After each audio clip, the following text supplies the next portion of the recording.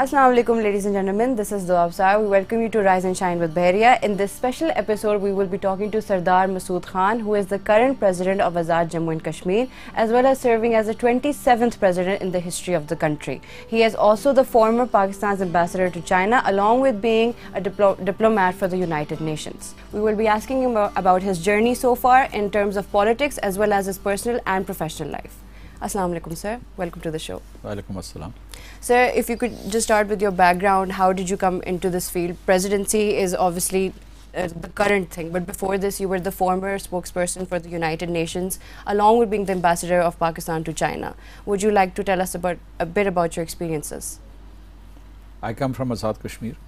I joined Foreign Service in 1980 and I had a long diplomatic career. My diplomatic career took me to different parts of the world: China, United States, Holland, Geneva, many other postings.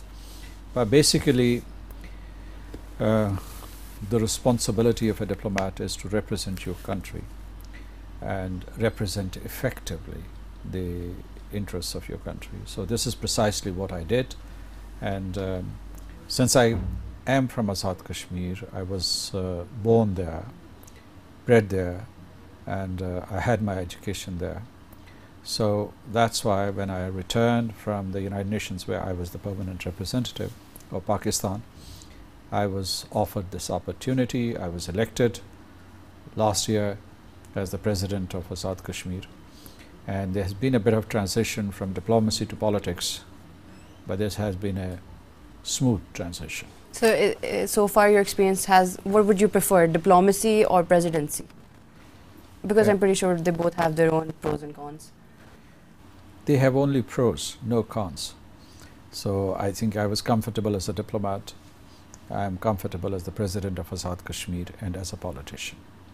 So as you mentioned, you have traveled a lot in the world, and obviously representing Pakistan on an international forum is always a sort of a feeling of honor for the person. So like you talked about China, you talked about different other countries. So any one experience that you would like to mention? If we talk about China, how do you feel that Pakistan and China, how are they similar? How are they different? How was your experience when you went from here to there? The treatment of the people, how they treated you as an outsider, as a tourist? I've never been a tourist. I mean, I have gone to some places as tourists, but when you go on an assignment, you work there. You become part of the diplomatic fabric and of the society at large. Specifically about China, I went to China in the 1980s. I studied Chinese language there in one of their universities. It was an institute at that time, now it's a university. That was a very good experience. Must have been a One thing that I recall, that when I went there back in the 1980s, China and all its cities, they were very Spartan, very simple, and you didn't have the kind of development that you see in China today. So I went back to China after about 2 decades. I mean, I left China in 1986, returned there in 2008, and there was a huge revolution there because China had become one of the most developed countries in the world. So that was like a miracle, seeing a miracle happening, and that was an interesting experience. Your question about the people and how they treat foreigners, I think people are people all around the world. They are similar. They have their joys and sorrows and their hopes and aspirations and their frustrations and so on. It's whether it is Pakistan or Azad Kashmir, or whether it is United States or China or any country in Europe, people are similar. What is important is that you should have systems. You should have systems at the state level, at the societal level, which make your lives of individuals and communities more productive. And in that I see similarities between all nations of the world. You see that it's growing day by day. The relationship it's getting better. Relationship between Pakistan and foreign countries, whether it's China. Of course, I mean, if you come to the foreign policy issues or the relations of Pakistan with the rest of the world, we have good relations with many nations. We have very strong ties with China, a strategic partnership with our neighbor. we have good relations with Europe and we have manageable relationship with the United States. We also are developing closer ties with Central Asia, also with the Russian Federation. We've had traditional relationships with the Islamic world, particularly the Gulf states. And now we are exploring new avenues of relationship with Africa. We've also, Pakistan has also had very strong ties with the Southeast Asian nations, particularly the ASEAN countries, Indonesia, Malaysia, Singapore, Brunei Darussalam. So Pakistan is well connected. So as you mentioned, آپ کا China سے کافی گہرا تعلق رہا ہے in your entire career as an ambassador, as a diplomat. اگر ہم ابھی کی چائنا اور پاکستان ریلیشن شپ کی بات کریں, and when I talk about this I mean the CPEC, how would that impact? تو اب تک تو we feel کہ there has been a positive impact on Pakistan and China on both sides of the countries. They both are flourishing and progressing. So what would you like to say about that?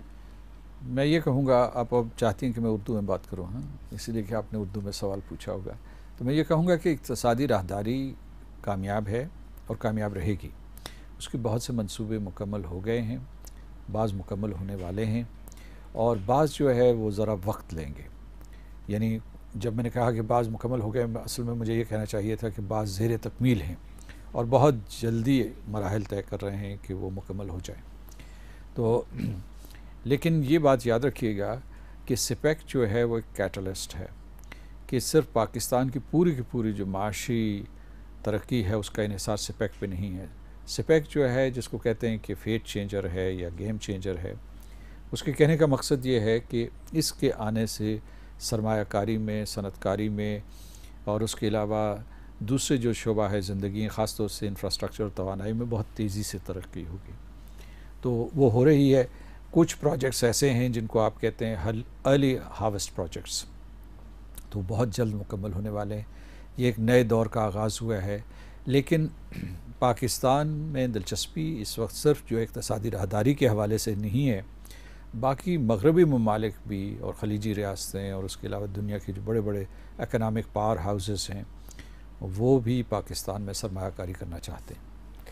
سر, اگر ہم تھوڑا سا politics سے shift کر کے اگر ہم personal life کی طرف آپ کی آ جائیں, آپ ریڈیو پاکستان میں براڈ کاسٹر بھی رہ چکے ہیں. تو ایز اسٹوڈنٹس آف میڈیا ہمیں اس وقت ریڈیو بہت مشکل چیز لگتی ہے, اور میں پرسنل اگر ایکسپیرینس کی بات کروں تو میں نے تھوڑا سا ریڈیو کے لیے ٹرائی بھی کیا تھا, آئی کوڈنٹ ڈو اٹ. تو آپ کو کیا لگتا ہے کہ مطلب اب تو ریڈیو تھوڑا سا پاکستان کی میڈیا سین سے آہستہ آہستہ ختم بھی ہوتا جا رہا ہے؟ ایسا نہیں ہے. ریڈیو پاکستان ایک بہت مضبوط میڈیم ہے, اور اگر آپ دیکھیں کہ جو دیہات کے لوگ ہیں, جو خاص طور سے جو لوگ جن کے ہاں ٹیلی ویژن نہیں ہیں, اب تعداد کم ہو رہی ہے ایسے لوگوں کی, لیکن وہ ریڈیو سنتے ہیں. ریڈیو ایف ایم پہ بھی موجود ہے, اور نوجوان لڑکے لڑکیاں جو ہے وہ کار میں بیٹھے ہوں یا کسی وقت جو ان کے اپنے ایون جو اپنے ٹیلی فون کے ذریعے, جو موبائل ٹیلی فون ہوتا ہے اس کے ذریعے بھی جو ہے کچھ پروگرام ضرور دلچسپی سے سنتے ہیں. اس کی یہ ہے کہ ریڈیو کو بھی اشتہارات جا رہے ہیں. تو ریڈیو ابھی بھی بہت پاورفل میڈیم ہے پاکستان کے لیے, ساری دنیا میں. ابھی بھی دیکھیے کہ جو B B C television وہ کتنا ترقی کر چکا ہے, لیکن بی بی سی کا ریڈیو سنا جا رہا ہے, یا وائس آف امریکہ کا ریڈیو سنا جا رہا ہے. تو آپ نے پوچھا ذاتی تجربات کے سلسلے میں, جب ہم نے ریڈیو کیا تھا تو میں نے 3-4 چیزیں کی. مثلاً یہ کہ میں پروگرامز کا اینکر ہوتا تھا, مباحثوں میں شرکت کی, لوگوں کو انٹرویو کیا, یا پھر یہ کہ میں ریڈیو نیوز کاسٹر بھی رہا ہوں انگریزی زبان کا. تو اس میں یہ ہوتا تھا کہ آپ کو اپنی آواز پہ خاص طور سے توجہ دینی ہوتی تھی, اپنے لب و لہجے پہ, تلفظ پہ. اس کے علاوہ یہ ہے کہ کیونکہ آپ کا سارا تاثر جو ہے وہ آواز کے ذریعے جاتا تھا, ریڈیو تو ہوتا ہی سارا آواز کے ذریعے جو ہے.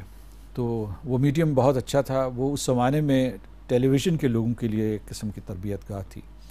لیکن آج جس قسم کا ٹیلی ویژن ہے اس میں آپ کو اور بہت سی چیزیں سیکھنی ہوتی ہیں. مثال کے طور پر آپ کے چہرے کے تاثرات, آپ کس طریقے سے کون سے سوالات لاتے ہیں, کب آپ خاموش ہوتے ہیں, کب آپ جو ہے بولتے ہیں, کب آپ جو ہے آپ کو لمبا بولنا ہو تو وہ آپ کیسے بولیں گے, اگر آپ نے چھوٹے چھوٹے سوالات کرنے ہوں یا چھوٹے چھوٹے جوابات دینے ہوں تو اس وقت جو ہے وقت کے تقاضوں کو ملحوظ رکھتے ہوئے آپ کیسے جو ہے ایک طریقے سے ایکٹ کریں گے.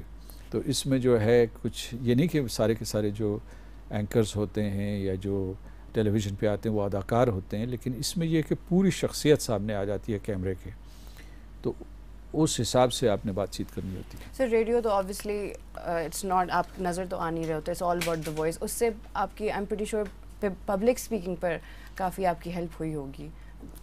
جی ضرور، لیکن یہ میں آپ کو بتا دوں کہ جو پبلک اسپیکنگ ہوتی ہے اور اس میں اور ریڈیو میں، وہ ریڈیو میں آپ ٹھہر ٹھہر کے بولتے ہیں کیونکہ آپ چاہتے ہیں کہ آپ کی بات پورے طریقے سے دوسروں تک پہنچے. لب و لہجے کا میں نے ذکر کیا، جو تلفظ کی درستی، یہ ساری کی ساری چیزیں جو ہیں بہت اہم ہیں. لیکن جو فن تقریر ہے وہ ایک الگ چیز ہے.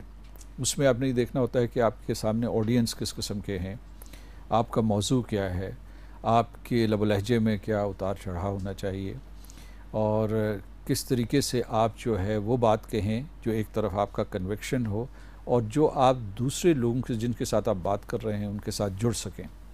تو اگرچہ اس وقت جب آپ تقریر کر رہے ہوتے ہیں تو وہ لوگ جو آپ کو سن رہے ہوتے ہیں وہ خاموش ہیں، لیکن وہ بھی اس مکالمے کا حصہ ہوتے ہیں، تو آپ کو ان کا بھی خیال رکھنا پڑتا ہے.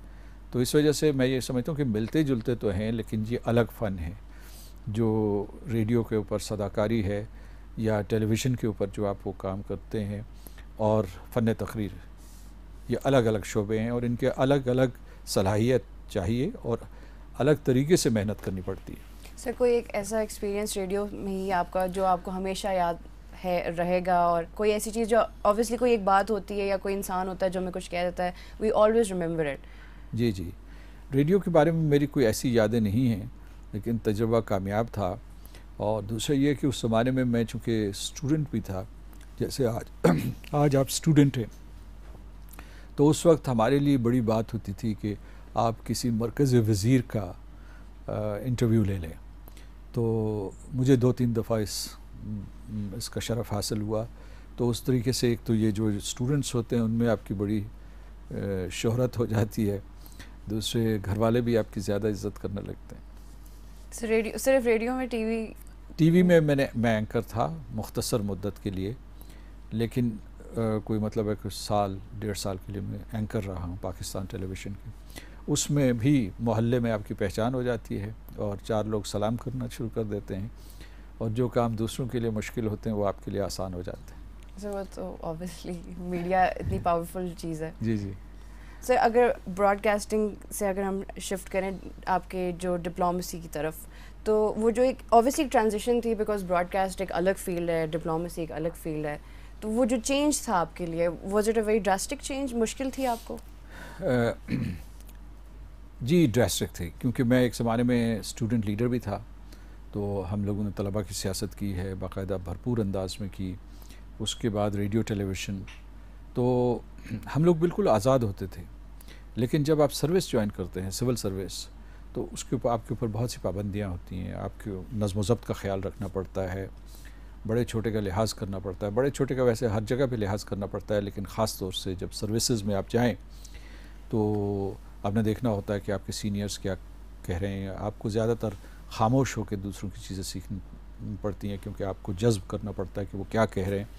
تو یہ یقیناً ایک بہت بڑی تبدیلی تھی، اور اس میں شروع میں ایڈجسٹ کرنا بہت مشکل تھا، کیونکہ یہ کہ آپ کی بعض چیزوں کے اوپر آپ پابندی ہوتی تھی کہ آپ نہیں کہہ سکتے، یا کہیں تو کس طریقے سے کہیں. تو یہ تربیت کے مرحلوں سے جب ہم گزرے، یہ سول سروس کا تھا، کیونکہ سول سروس میں جب آپ آتے ہیں تو سب سے پہلے ایک مشترکہ تربیت ہوتی ہے، اس میں زیادہ مشکل محسوس ہوئی. پھر جو ہے فورن آفس کی اپنی، دفتر خارجہ کی اپنی ایک اسپیشلائز ٹریننگ ہوتی ہے. اس وقت مرحلے آسان ہو چکے تھے، ہم بھی تھوڑے حکومت کے نظام کو سمجھ چکے تھے. جا بے جا اسٹوڈنٹ لیڈر کی طرح، یا جو ہے کیا کہتے ہیں کہ کسی انٹرویور کی طرح یا ایک براڈ کاسٹر کی طرح ہم سوالات نہیں کرتے تھے، نپے تلے الفاظ میں کرتے تھے. وہ پھر تربیت کا ایک عمل شروع ہوا، لیکن یہ صرف تربیت سے مخصوص نہیں تھا. یہ آپ جب ملک سے باہر جاتے ہیں، دوسرے ڈپلومیٹس کو دیکھتے ہیں، یا جو دوسرے لوگ جو ہیں ان سے آپ کا انٹریکشن ہوتا ہے، آگے ملنا ملانا ہوتا ہے، تو پھر آپ کی سوچ میں تبدیلی آتی ہے، اور آپ کا بات چیت کرنے کا، ایک دوسرے سے ملنے کا انداز بدل جاتا ہے. اصل میں اس میں آپ کو یہ بتاؤں کہ جو ڈپلومسی میں یہ ضروری ہے کہ آپ جیسا کہ میں نے شروع میں کہا تھا کہ آپ اپنے ملک کی بھرپور نمائندگی کریں، مؤثر نمائندگی کریں. اس کے ساتھ ساتھ یہ ہوتا ہے کہ آپ کو مذاکرات کا فن سیکھنا ہوتا ہے، اور اس کے علاوہ یہ ہے کہ آپ جو اپنی حکومت کو باخبر رکھتے ہیں کہ دوسرے ملکوں میں کیا ہو رہا ہے، اور دوسرے اپنے ملک میں جو حالات ہوتے ہیں ان سے بھی باخبر رکھنا ہوتا ہے جس ملک میں آپ موجود ہوتے ہیں. تو یہ بہت بھاری ذمہ داریاں ہوتی ہیں. شروع میں جو آپ کا بنیادی سوال تھا کہ ٹرانزیشن ذرا مشکل تھی. تو اوبیسلی اتنی جب مشکل چیز میں آنا بندے کے لیے اوبیسلی آسان نہیں ہے، پھر ایک دم سے ساری ذمہ داریاں بھی آ جانا، تو ایڈجسٹمنٹ تو مشکل ہوگی. ہمیں اس ایج میں لگتا ہے چھوٹی چھوٹی باتوں پہ کہ ہمارے لیے بہت ذمہ داری ہے، تو ڈپلومیسی تو it's a whole different area. جی جی سر، جیسے میری کلاس میں بھی بہت سے لوگ ہیں جو آئی آر کے اسٹوڈنٹس ہیں، ان کو بھی وہ کہتے ہیں ہم نے فارن پالیسی میں جانا ہے. تو ابھی ایز اسٹوڈنٹس تو آپ کوئی ٹپس دینا چاہیں گے کہ فارن پالیسی میں جانے کے لیے کیا کیا کام کرنے پڑتے ہیں؟ بیکاز اوبیسلی صرف کہہ دینا کہ میں نے فارن پالیسی میں جانا ہے تو وہ تو کافی نہیں ہے نا.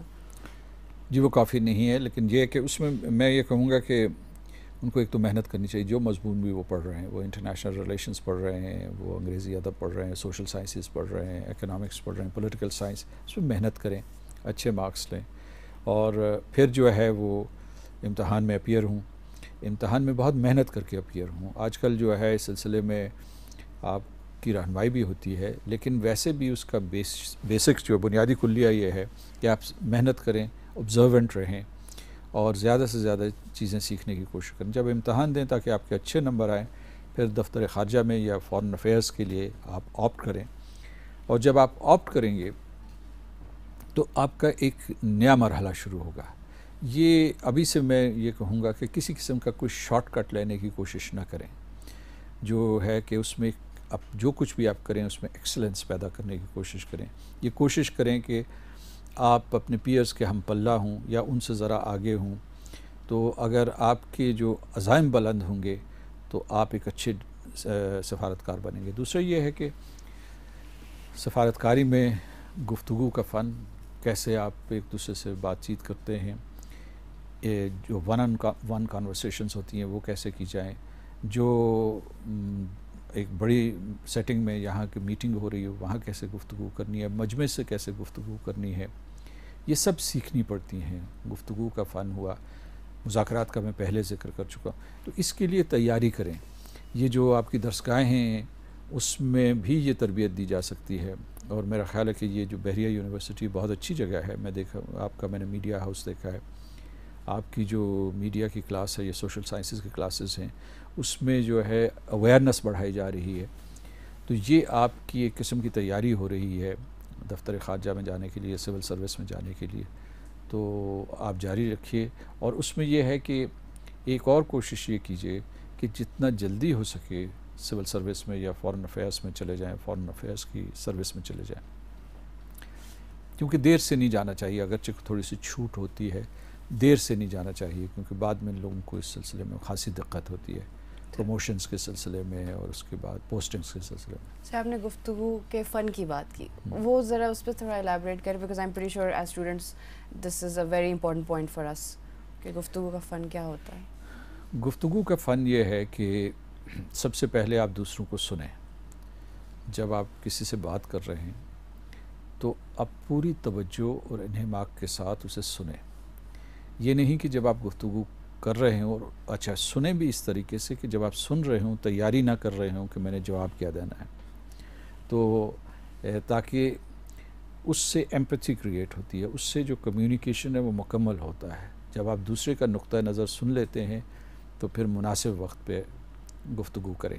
جب آپ میٹنگز میں جائیں تو بالکل خاموش ہو کے وہاں سے واپس نہ آئیں، کچھ نہ کچھ آپ بھی کہیے. یہ گفتگو کے آداب میں شامل ہے. اور گفتگو کے لیے ایک عام گفتگو ہوتی ہے جو لیونگ رومز اور ڈرائنگ رومز میں ہوتی ہے. اس میں آپ کا لب و لہجہ مہذب ہونا چاہیے. دوسروں کے ساتھ اگرچہ آپ اختلاف بھی کر رہے ہوں تو بہت شدت سے اختلاف نہیں کرنا چاہیے، اور یہ کوشش نہیں کرنی چاہیے کہ آپ دوسروں کو بے نقاب کریں. وہ آپ لیونگ روم میں گفتگو کر رہے ہوں یا کسی ڈپلومیٹک سیٹنگ میں کر رہے ہوں یا کسی سیاسی مشاورت کے دوران، کسی کو غلط ثابت کرنے کی کوشش نہ کریں. اس کا نقطہ نظر سنیں اور سلیقے سے اپنی بات کہنے کی کوشش کریں. دوسری یہ ہے کہ یہ بات ہمیشہ خیال رکھیں کہ گفتگو کا کوئی مقصد ہونا چاہیے. بے مقصد گفتگو نہیں کرنی چاہیے. اگر آپ بے مقصد گفتگو ہو رہی ہے تو آپ کا خاموش رہنا بہتر ہے. یہ کچھ چیزیں میں آپ کو بتا سکتا ہوں. Sir I think as media students ہمارے لیے کافی امپورٹنٹ ہے، بیکاز اگر پاکستانی میڈیا کی اگر ہم بات کر لیں تو یہ کافی چیزیں لیگ کرتے ہیں ہم لوگ، اور ہمیں ٹریننگ کی اوبیسلی چیزیں نہیں بتائی جاتی ہیں، اسپیشلی لینگویج پر فوکس نہیں کیا جاتا. جی جی. دوسرے میں آپ کو بتاؤں، لینگویج پہ توجہ دینی چاہیے میڈیا میں. جہاں تک میڈیا کا تعلق ہے، فرض کیجئے کہ آپ اینکر پرسن ہیں، تو آپ دو طریقوں سے لوگوں سے باتیں اگلوا سکتے ہیں. آپ ان کو چیلنج کریں، ان کو انسلٹ کریں، یا کسی طریقے سے ان کو غصہ دلوائیں، اشتعال دلوائیں، تو وہ بول اٹھے گا. لیکن بعض اوقات یہ ہوتا ہے کہ اس میں یہ ہو سکتا ہے کہ جو سامعین اور ناظرین ہیں، آپ نے بات تو اگلوا دی یا کہلوا دی، لیکن وہ آپ کے ساتھ نہ رہیں، آپ کو برا سمجھیں. ٹھیک ہے، جو اینکر ہے. اس کے مقابلے میں اگر آپ یہ ہے کہ آپ بے شک دھیمے مہذب لہجے میں وہی سوالات پوچھیں اور اصرار کر کے ان سے جواب لے لیں، تو آپ کی بھی عزت بڑھ جائے گی، اور جو سامع ہے وہ اس اعتبار سے بھی مطمئن ہوگا کہ جس سے آپ سوال پوچھ رہے تھے اس نے میکسیمم معلومات دے دی ہیں یا میکسیمم رد عمل دے دیا ہے. سر اگر ہم آزاد جموں اینڈ کشمیر کی بات کریں، اوبیسلی بہت مشکل وقت سے کشمیر گزرا ہے اور ابھی بھی گزر رہا ہے. اس سارے پروسیس میں جو کشمیر کی اب تک ڈیولپمنٹ کا پروسیس رہا ہے، اس پہ پلیز کچھ بتائیں. کشمیر پہ ایک قیامت گزر رہی ہے اور وہاں لوگ مارے جا رہے ہیں. آج جب ہم بات بھی کر رہے ہیں تو اس وقت مقبوضہ کشمیر میں قابض ہندوستانی فوجی کشمیریوں کو بہت برے طریقے سے مار رہے ہیں. پچھلے 6-7 مہینوں میں انہوں نے سینکڑوں لوگوں کو اندھا کر دیا ہے، جس میں زیادہ ٹین ایجرز ہیں، اور بچوں کو بھی انہوں نے نشانہ بنایا ہے. 20,000 سے لوگ زیادہ زخمی ہیں. لیکن مقبوضہ کشمیر کے لوگوں نے، آزاد کشمیر کے لوگوں نے اور پاکستان کے لوگوں نے یہ تہیہ کیا ہے کہ ہم اس وقت تک دم نہیں لیں گے جب تک کہ کشمیر آزاد نہیں ہو جاتا. اگر سن 1947-48 میں مہاراجہ کشمیر اور ہندوستان کی حکومت سازش نہ کرتے اور جارحیت سے مقبوضہ کشمیر کو ہم سے الگ نہ کرتے تو آج مقبوضہ کشمیر ہمارا حصہ ہوتا. یہ ایک ادھورا نامکمل کام ہے جو ہم نے مکمل کرنا ہے.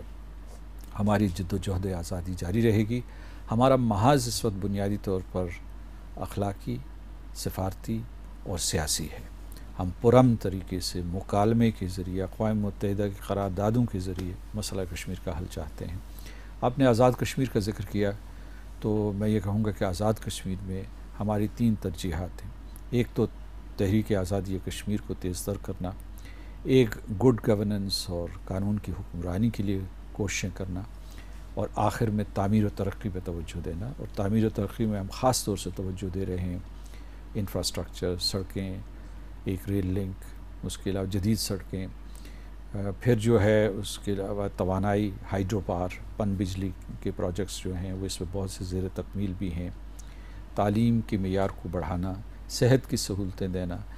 آزاد کشمیر کی زمین بہت خوبصورت زمین ہے، تو ہم وہاں سیر و سیاحت کو فروغ دینا چاہتے ہیں، صنعت کو فروغ دینا چاہتے ہیں، ٹیلی مواصلات کے ذریعے پاکستان کے ساتھ اور باقی دنیا کے ساتھ اسے جوڑنا چاہتے ہیں. اور آخر میں وہاں جو ہے ہمارے پاس بہت زیادہ معدنی ذخائر ہیں، اس کے لیے کوشش ہو رہی ہے کہ اس کو کیسے معدنیات سے فائدہ لینے کے لیے جائے، جو پریشس اور سیمی پریشس سٹونز ہیں اس کے لیے ایک صنعت وہاں قائم کی جائے. ہماری یہ بھی کوشش ہے کہ آزاد کشمیر ایک ماڈل ریاست بنے، ایک ماڈل جدید ترقی یافتہ ریاست بنے، اور اس کے لیے ضروری ہے کہ ہم چائنا پاکستان اکنامک کوریڈور کا حصہ بنے. کم از کم 4-5 پروجیکٹس اس وقت منظور ہو چکے ہیں جو ہمیں اس اقتصادی راہداری کا حصہ بناتے ہیں. آنے والے سالوں میں ہم اس رشتے کو مضبوط تر کریں گے. سر میڈیا کا آپ کیا سمجھتے ہیں اس کشمیر ایشو میں کیا رول رہ سکتا ہے؟ Because media is a very powerful tool, تو how can they help in improving the situation اگر ہم کرنا چاہیں؟ اس میں چونکہ ہندوستان نے وہ مقبوضہ کشمیر کے اوپر بارہا وہ انفارمیشن بلیک آؤٹ نافذ کر دیتا ہے. وہاں سے موبائل ٹیلی فون یا لینڈ لائن یا انٹرنیٹ سروسز کے لیے جو چیزیں باہر پہنچائی جا سکتی ہیں، جو معلومات اس کے اوپر پابندی ہے، لیکن اس کے باوجود وہاں بہت سی ایسی تصویریں، فوٹیج، ٹیلی ویژن کی فوٹیج جو ہے، ویڈیو فوٹیج جسے آپ کہیں گے، یا کوئی پیغامات باہر آ جاتے ہیں. تو ہمیں یہاں جو نوجوان ہیں آپ کی یونیورسٹی خاص طور سے، ان کو سوشل میڈیا کے اوپر توجہ دینی چاہیے، کیونکہ سوشل میڈیا جہاں بہت سے نوجوان، بلکہ میرا خیال ہے کہ اب تو ہر نوجوان جو ہے استعمال کرتا ہے، یونیورسٹی میں نہیں، باہر جو لوگ ہیں جو نیم پڑھے لکھے یا بالکل جنہیں پڑھنا لکھنا نہیں آتا، وہ بھی سوشل میڈیا استعمال کر رہے ہیں. تو اس وقت یہ ایک بہت بڑا ہتھیار ہے، اسے استعمال کرنا چاہیے. 2-3 وجوہات کے لیے. ایک تو یہ کہ وہاں جو ظلم و ستم ہو رہے ہیں ان کے بارے میں لوگوں کو بتایا جائے، اور خاص طور سے بین الاقوامی برادری کو بتایا جائے. لیکن دوسرا یہ ہے کہ جو آپ کا نقطہ نظر ہے، جو اہل پاکستان اور اہل کشمیر چاہ رہے ہیں حق کے خود ارادیت، اس کے سلسلے میں رائے عامہ ہموار کی جائے، ہم اپنے دوست اور حلیف بنائیں، یہاں بھی اور دنیا کے مختلف حصوں میں. آئی تھنک سوشل میڈیا کا جو یوز ہے it's a very important point. جی جی. ابھی آپ آئی ایم پریٹی شیور آپ کے پاس ایک اوور آل پکچر تو ہے کہ پاکستان کا میڈیا سین کیسا ہے، اور جو ہم آنے والی جو یوتھ ہے، جو نیکسٹ جنریشن آف میڈیا ہے، ان کے لیے آپ کے پاس کوئی ٹپس ہوں گی کہ کس طرح ہم میڈیا سین کو امپروو کر سکتے ہیں؟ بیکاز پاکستان کے میڈیا سین میں اوبیسلی بہت امپروومنٹ کی ضرورت ہے، چاہے وہ broadcasting, radio, newspaper, television. تو ہم اسٹوڈنٹس کیسے کوئی ڈفرینس کر سکتے ہیں؟ چونکہ آپ لوگ تیاری کے اس فیز میں ہیں اور یہ میڈیا آپ ہی نے سنبھالنا ہے، اور اس یونیورسٹی سے جو طلباء اور طالبات فارغ التحصیل ہوں گے وہ میڈیا نیٹ ورکس میں جائیں گے اور اپنا کردار ادا کریں گے. میرا مشورہ یہ کہ پہلے تو یہ ہے کہ جو میڈیا کا آزاد ہونا ہے، میڈیا کے اتنے چینل کھلنا ہے، یہ اچھی بات ہے، کیونکہ وہ عوام کے جذبات کی عکاسی کرتے ہیں اور ان کے حقوق کے پہرے دار ہیں، ان کے حقوق کے فروغ کی بات کر رہے ہیں. اور اس آزادی سے یہ ہے کہ پہلے جو مختلف قسم کی متس ہوتی تھیں وہ ٹوٹ رہی ہیں ایک ایک کر کے. لوگ جو عام شہری بھی واقف ہو رہے ہیں کہ نظام حکومت کیا ہوتا ہے، جواب دہی کیا ہے، شفافیت کیا ہے، انہیں پتہ ہے کہ ان کے حقوق کیا ہیں، اور پھر یہ کہ ان کے مطالبات سڑکوں سے متعلق، توانائی سے متعلق، دوسرے جو ہے تعلیم، صحت، دوسرے جو بھی معاملات ہیں، ان کا روزگار ہے، ان کے کاروبار ہیں، اس کے سلسلے میں آگہی پیدا ہوتی ہے. بڑی اچھی پیش رفت ہے یہ، اور ہم ایک اچھے دور سے گزر رہے ہیں. لیکن جب آپ کے پاس اتنی بڑی نعمت آ جائے میڈیا، آزاد میڈیا، تو پھر آپ کی ذمہ داریاں بھی بڑھ جاتی ہیں.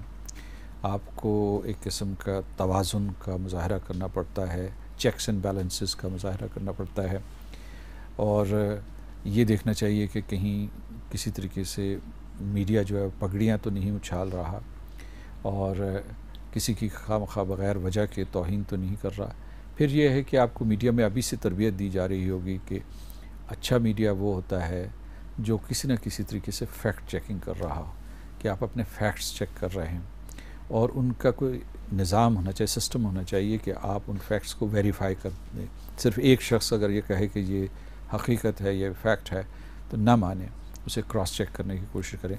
دوسرے یہ میں کہوں گا کہ جو میڈیا اور ریاست کے درمیان، میڈیا اور جو بڑے بڑے اور سٹیک ہولڈرز ہیں، اس میں ریاست کے سارے ادارے، سول سوسائٹی، اور جو عدلیہ ہے، پارلیمان ہے.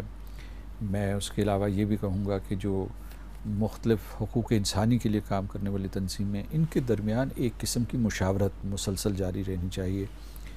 اور میڈیا جو ہے اس کی ایک بین الاقوامی جہت ہوتی ہے یا علاقائی جہت ہوتی ہے، کیونکہ آج کل جو ہے یہ ساری کی ساری جو دنیا ہے سکڑ گئی ہے، اور ہم سب لوگ ایک ملک سے بھی ہمارا تعلق ہوتا ہے اور گلوبل سٹیزنز بھی ہیں، سائبر سپیس کی وجہ سے خاص طور سے. لیکن آپ کے اپنے ملک کے ساتھ بہت مضبوط وابستگی رہنی چاہیے. یعنی اس پورے کے پورے ہنگامے میں یہ نہ بھول جائیں کہ آپ کے اپنے ملک کے کیا عظیم تر مفادات ہیں اور ان کے لیے آپ کو کیسے کام کرنا ہے. Thank you so much, sir. I think this is a very important message that you've given to all of us, and I'm pretty sure آگے جب ہم میڈیا میں جائیں گے تو ہمیں یہ باتیں ضرور یاد آئیں گی. At least I'm pretty sure میں نے تو بہت کچھ سیکھا ہے اس انٹرویو سے. بہت بہت شکریہ. Thank you so much, sir. We hope you enjoyed this discussion with Sardar Masood Khan, the President of Azad Jammu and Kashmir, and we hope this will help you in understanding about the Kashmir issue along with the role of media. Until next time, I am Doab Sar. Allah Hafiz.